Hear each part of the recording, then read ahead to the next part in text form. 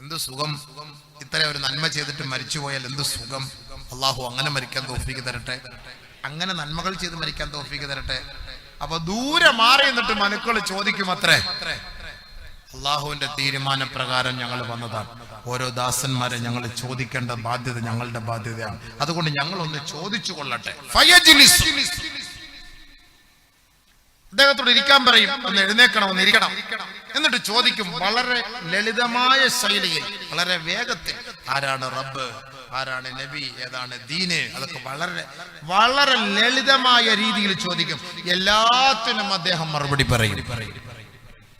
എല്ലാത്തിനും അദ്ദേഹം മറുപടി പറയുമ്പോ മലക്കുകൾ വിളിച്ചു പറയും,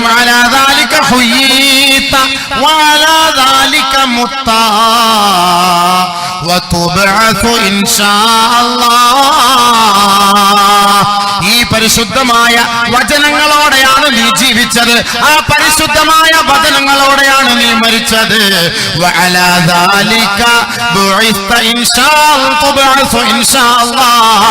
ഇനി ഇതേ അവസ്ഥയിൽ തന്നെയായിരിക്കും നീ അള്ളാഹുവിന്റെ ദർബാറിലേക്ക് ഉയർന്നു വരിക. അതുകൊണ്ട് ഇനി നിന്നെ ശിക്ഷിക്കാൻ ഞങ്ങളില്ല. നീ ഉറങ്ങണേ, സ്വസ്ഥമായി ഉറങ്ങണേ. പുതുമണവാളനും മണവാട്ടിയും ഉറങ്ങുന്നത് പോലെ ഈ മണ്ണറയ്ക്കുള്ളിൽ ഉയർത്തെഴുന്നേൽപ്പിന്റെ ദിവസം വരെ ഈ മണ്ണറയിൽ നീ ഉറങ്ങണേ. മലക്കളുടെ പരിപാടിക്ക് പോകും. പിന്നെ ആള് നല്ല ഉറക്കാൻ, ഒന്നും അറിയുന്നില്ല, പിന്നെ ഒന്നും അറിയില്ല. ഈ നന്മകൾ മുഴുവനും ആ ഖബറിലേക്ക് എത്തുകയാണ്. വെറുതെയാണോ നിസ്കരിക്കുന്നത്? ഇപ്പൊ നിസ്കാരം ഇല്ലാത്തവൻ എവിടേക്കാ പോവാ? നോമ്പെടുക്കാത്തവൻ എവിടേക്കാ പോവാ? സക്കാത്ത് കൊടുക്കാത്തവൻ എവിടേക്കാ പോവാ? കുടുംബ ബന്ധം മുറിച്ചവൻ എവിടേക്കാ പോവുക? കുടുംബ ബന്ധം മുറിച്ചിട്ട് മിണ്ടാവലി ഇബാദത്തും ഒക്കെ ആയിട്ട് നടക്കും, അവർക്കും ഒരു ഗുണമില്ല.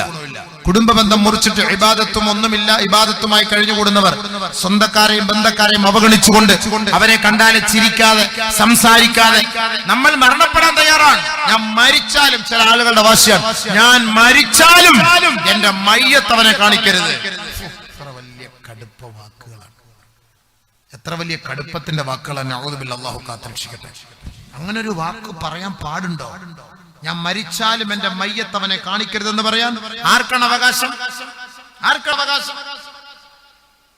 എന്റെ സുഹൃത്തുക്കളെ, സഹോദരങ്ങളെ, എത്ര വലിയ നന്മകൾ ചെയ്താലും മിണ്ടാതെ നമ്മൾ മരണപ്പെട്ടു പോയാൽ ആ ഖബറിൽ നമുക്കൊരു ഗുണം ഉണ്ടാവുകയില്ല. നമ്മൾ മനസ്സിലാക്കണം, നമ്മൾ മഹ്ശറയിലേക്ക്, മണ്ണറ മുതൽ മഹ്ശറ വരെ എന്നൊക്കെ പറയുമ്പോഴേ, മഹ്ശറയിലേക്കൊക്കെ പോകുന്നതിന് മുമ്പ് കുറച്ച് പണിയുണ്ട്. ആ പണിയൊക്കെ തീർത്തിട്ട് പോയാൽ സന്തോഷമായിട്ട് മലക്കുകൾ വരും, ബെൻസുമായിട്ട് വരും. ഉയർത്തെഴുന്നേപ്പിന്റെ ദിവസം അതിലേക്ക് കയറ്റിയിട്ട് നേരെ അങ്ങോട്ട് കൊണ്ടുപോകും. അതില്ല എങ്കിൽ ചങ്ങലകളും കുന്തങ്ങളും ആയുധങ്ങളുമായി മലക്കുകൾ വരും. നമ്മളെ ഇടങ്ങറാക്കി കുത്തി വലിച്ച് കീറി വേദനിപ്പിച്ചു കൊണ്ടുപോകും. രണ്ട് പല കോലങ്ങളാണ്, പല കോലങ്ങളാണ്.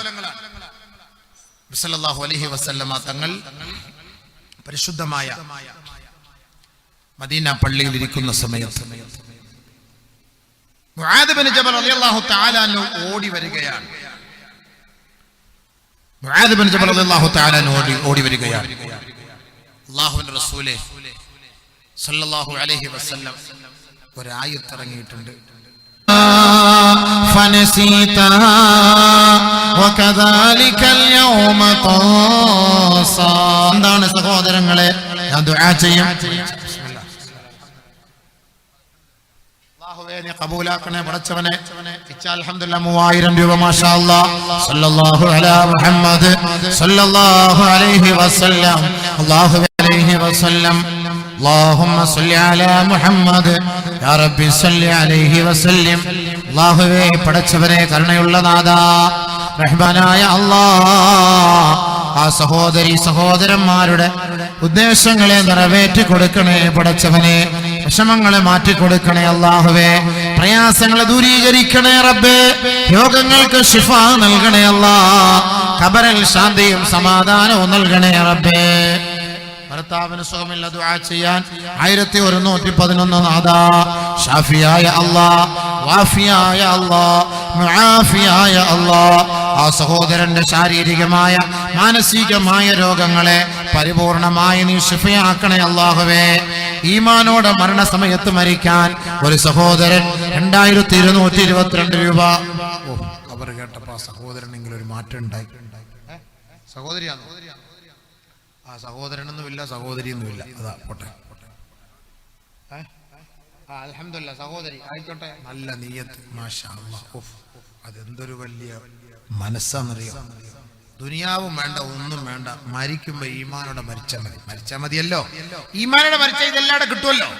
ഖബറിലേക്ക് അങ്ങ് കിട്ടുന്ന സാധനമാണല്ലോ ഇതെല്ലാം. വ്യക്തമായ ഖുർആന്റെ ആയത്ത് ഇറങ്ങിയപ്പോ ഇന്ന യൗമൽ ഫസ്ലി കാന മീഖാതാ യൗമ യുൻഫഖു ഫിസ്സൂർ ഫതഅതൂന അഫ്വാജാ وفتحت السماء فكانت أبوابا وسيرت الجبال فكانت سرابا إن جهنم كانت مرصادا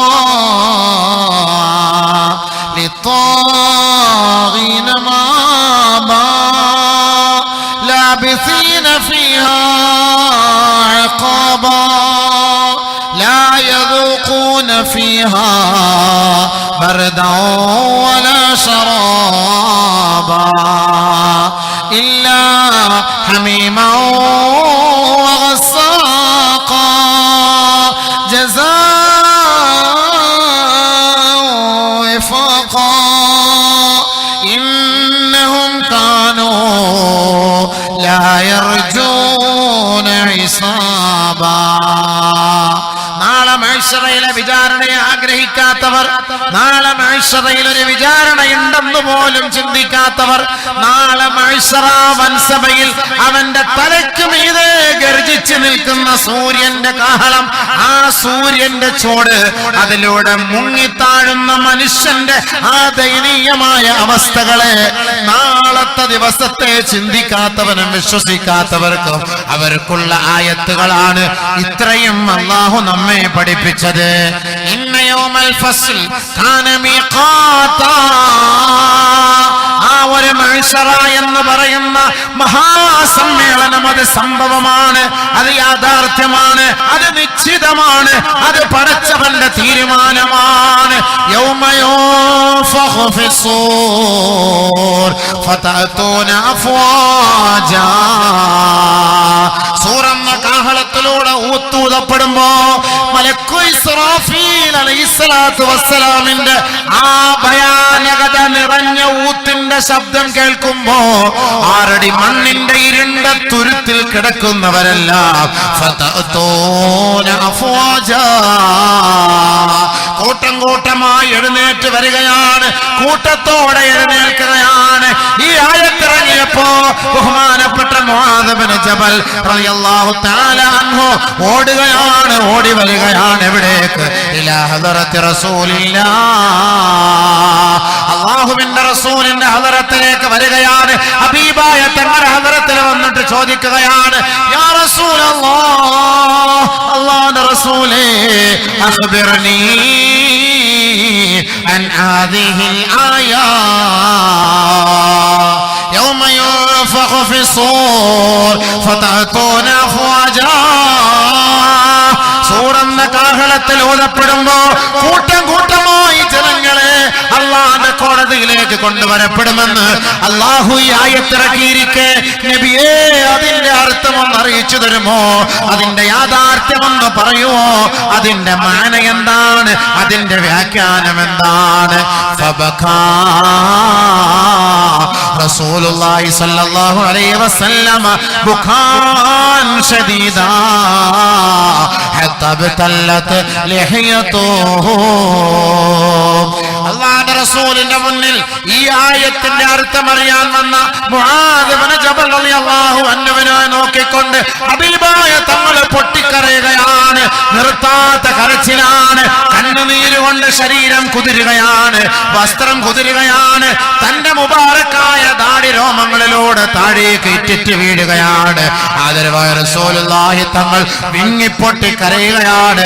ഈ ആയത്തിന്റെ അർത്ഥം കേട്ടുകൊണ്ട് കരയുകയാണ്. അല്ലാഹുവിന്റെ റസൂൽ സല്ലല്ലാഹു അലൈഹി വസല്ലമ തങ്ങൾ കുറെ കരഞ്ഞതിന് ശേഷം ബഹുമാനപ്പെട്ട മുആദ് ഇബ്നു ജബലിനോട് പറയുകയാണ്, യാ മുആദ് സഅൽത അൻ അംറിൻ നളീം, നീ ചോദിച്ചതൊരു വല്ലാത്ത ചോദ്യമാണ് മുആദ്, നീ ചോദിച്ചതൊരു വല്ലാത്ത ചോദ്യമാണ് മുആദ്. അതേ മുആദേ, എന്റെ ഉമ്മത്തികളെ ഖബറിൽ നിന്ന് ഉയർത്തെഴുന്നേൽപ്പിക്കപ്പെടുന്നത് 12 കോലങ്ങളിലാണ്, 12 വിഭാഗങ്ങളായിട്ടാണ്. ഓരോ വിഭാഗങ്ങളും പല പല കോലത്തിലാണ് മുആദ്, പല കോലത്തിലാണ് മുആദ്. ആദരവായ റസൂലുള്ളാഹി തങ്ങൾ ആ ഉയർത്തെഴുന്നേൽപ്പിക്കപ്പെടുന്നതിന്റെ കോലത്തെ ഓർത്തിട്ടാണ് ഹബീബായ തങ്ങൾ കരഞ്ഞത്. റസൂൽ കരഞ്ഞുപോയി. 12 ഭാഗങ്ങളായി, വിഭാഗങ്ങളായി മണ്ണറയിൽ നിന്ന് മഹ്ശറയിലേക്ക് ഉയർത്തെഴുന്നേൽപ്പിക്കപ്പെടുകയാണ്. പന്നിയുടെ കോലത്തിലുള്ള രൂപമാണ് അല്ലാഹുവിന്റെ റസൂൽ സല്ലല്ലാഹു അലൈഹി വസല്ലമ തങ്ങൾ കണ്ടത്. യുബഅസൂന ഫീ ഖുബൂരിഹിം, ഒരു കൂട്ടരെ ഖബറിൽ നിന്ന് ഉയർത്തെഴുന്നേൽപ്പിക്കപ്പെടുന്നത് ഫീ സൂറത്തിൽ ഖനാസീർ, പന്നികളുടെ കോലത്തിലാണ്, പന്നികളുടെ രൂപത്തിലാണ്. നഊദു ബില്ലാഹ്, നഊദു ബില്ലാഹ്, നഊദു ബില്ലാഹ്. പന്നികളുടെ കോലത്തിൽ ഒരു വിഭാഗം ആളുകളെ ഖബറുകളിൽ നിന്ന് ഉയർത്തെഴുന്നേൽപ്പിക്കപ്പെടുമെന്ന് ആദരവായ റസൂലുള്ളാഹി തങ്ങൾ പറഞ്ഞപ്പോ ബഹുമാനപ്പെട്ട മുആദ് ഇബ്നു ജബൽ റളിയല്ലാഹു തആല അൻഹു ചോദിക്കുകയാണ്, നബിയേ, നബിയേ, അതിനുള്ള കാരണം എന്താണ് യാ റസൂലല്ലാഹ്? അതിനുള്ള കാരണം എന്താണ് യാ ഹബീബല്ലാഹ്? ഹബീബായ റസൂലുള്ളാഹി സ്വല്ലല്ലാഹു അലൈഹി വസല്ലമ തങ്ങൾ പറയുകയാണ്, അല്ലാഹുവിന് വേണ്ടി സുജൂദ് ചെയ്യാത്ത തലകളാണ്, അവരുടെ കോലം മറിക്കപ്പെടുകയാണ്, അവരുടെ മുഖത്തിന്റെ ഭാവം മാറ്റപ്പെടുകയാണ്. പടച്ച തമ്പുരാന് വേണ്ടി സുജൂദ് ചെയ്യാൻ വിളിക്കപ്പെടുമ്പോ, യുവാക്കളെ, യുവതികളെ, നമസ്കാരത്തിൽ നിന്ന് ശ്രദ്ധരായിക്കൊണ്ട് ദുനിയാവിൽ കഴിഞ്ഞുകൂടുമ്പോ നാളെ മഹ്ശറ സഭയിലേക്ക് നിന്നെ ഉയർത്തെഴുന്നേൽപ്പിച്ച് കൊണ്ടുവരുന്നത് ഫീ സൂറത്തിൽ ഖനാസീർ, പന്നികളുടെ രൂപത്തിലാണ്, പന്നികളുടെ കോലത്തിലാണ്. അല്ലാഹു നമ്മളെ കാത്തുരക്ഷിക്കട്ടെ, അല്ലാഹു നമ്മളെ സഹായിക്കട്ടെ. കോലം മറിക്കപ്പെടുന്നതിൽ നിന്ന് അല്ലാഹുവേ നീ ഞങ്ങളെ കാക്കണേ നാഥാ. നാളെ മഹ്ശറയിലേക്ക് ഉയർത്തെഴുന്നേറ്റ് വരുമ്പോ ഇവിടെ നമ്മുടെ